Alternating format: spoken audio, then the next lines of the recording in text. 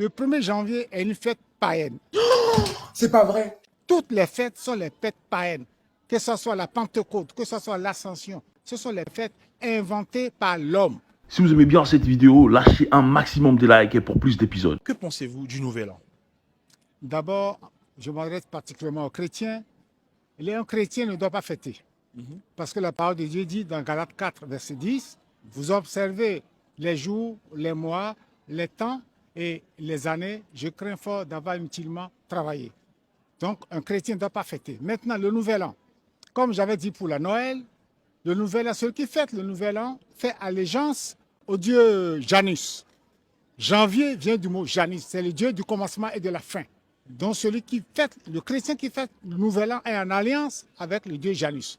Alors, ceux qui ont des doutes, les païens, allez voir sur Google, tapez Dieu Janus, vous allez voir. C'est pour ça qu'il ne faut pas fêter. Voilà, vous fêtez ce que vous ne connaissez pas. De la même manière, ceux qui fêtent Noël font allégeance au dieu Mitra. C'est ce dieu-là qui fait son anniversaire le 25 décembre.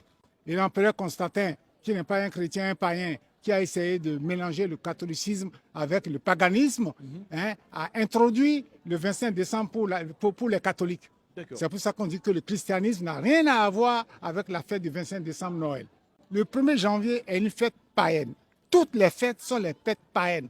Que ce soit la Pentecôte, que ce soit l'Ascension, tout ça, ce sont des fêtes inventées par l'homme. Ce n'est pas les fêtes qui sont ordonnées par Dieu. Jésus-Christ a tout accompli à la croix. Donc les fêtes, il y avait les Juifs qui continuent de fêter parce qu'ils sont dans l'ancienne alliance. Ils n'ont pas reconnu Jésus comme Seigneur et Sauveur. Pour eux, c'est normal. Ils sont encore sous la loi. Ils ont les 613 commandements à respecter. Voilà, c'est un choix. Ils attendent le Sauveur alors que le Sauveur est déjà venu. Si le Seigneur Jésus revient, c'est pour enlever son église.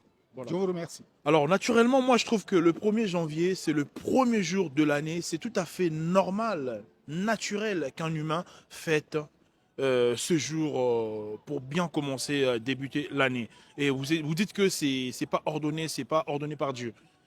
C'est quand même. Je m'en explique. Il est normal de dire bonne année. On souhaite les vœux. Comme on dit bonjour, comme on dit bonsoir, comme on dit bonne nuit.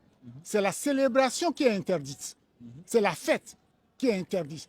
Quand vous fêtez pour le dieu Janus. Mais là, c'est normal en fait. Les gens, ils fêtent en fait parce qu'ils sont rentrés dans une nouvelle année.